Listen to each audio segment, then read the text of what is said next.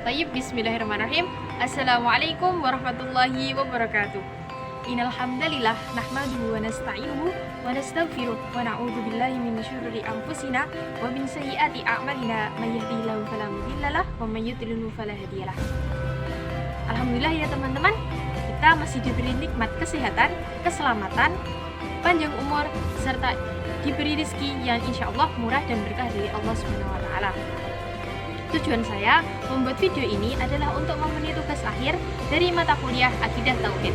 Baik teman-teman, jadi tema video pada hari ini adalah pentingnya memakrifati Allah Subhanahu wa taala. Makrifah sendiri atau makrifatullah itu berasal dari kata bahasa Arab yang berarti pengenalan ataupun pengetahuan tentang Allah Subhanahu wa taala. Makrifah mempunyai definisi, yaitu pengenalan ataupun pengetahuan ataupun kita secara bahasa mengenali ataupun mengetahui Allah itu dari segala sifat-sifatnya serta keesaannya. Jadi teman-teman, cara memakrifati Allah sendiri itu dengan cara meyakini tentang keberadaannya, lalu keagungannya serta sifat-sifatnya. Bukan ketika kita melihat Allah lalu kita baru yakin jika Allah itu ada. Karena kenapa?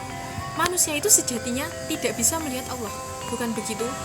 Nah, manusia itu hanya bisa merasakan jika ada Allah dalam dunia ini.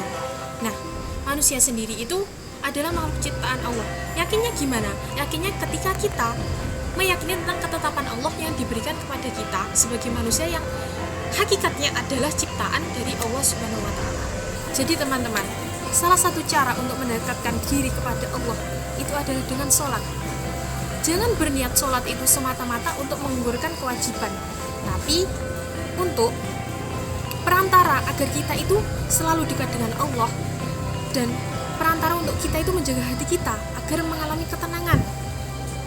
Jangan kita berharap jika sholat kita itu akan mendapatkan nikmat. Itu adalah cara yang salah. Karena kenapa? Sholat sendiri itu berasal dari Allah dan untuk Allah. Sejatinya Allah itu tidak butuh sholat kita, tapi kita yang butuh Allah gitu. Karena kita adalah makhluk ciptaan Allah. Dan segala ketetapan, segala takdir yang telah terjadi, antara itu takdir buruk, antara itu takdir baik, itu semua sudah ketetapan yang baik dari Allah. Kita itu tidak boleh menggerutu atas apa yang terjadi. Karena kenapa? Sejatinya semua ketetapan dari Allah itu bentuknya baik, tidak ada yang buruk.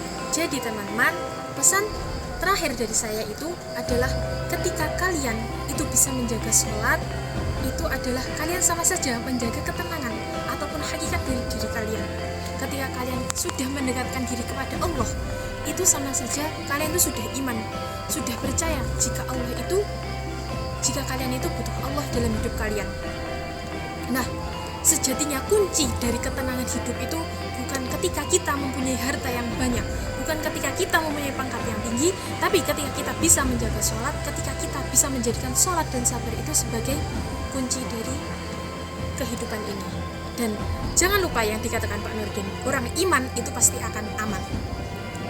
Dan ada satu lagu yang mengingatkan saya dari almarhum Ustaz Jeffrey Al-Bukhari, yaitu walaupun hidup 1000 tahun, bila tak sembahyang tidak ada gunanya.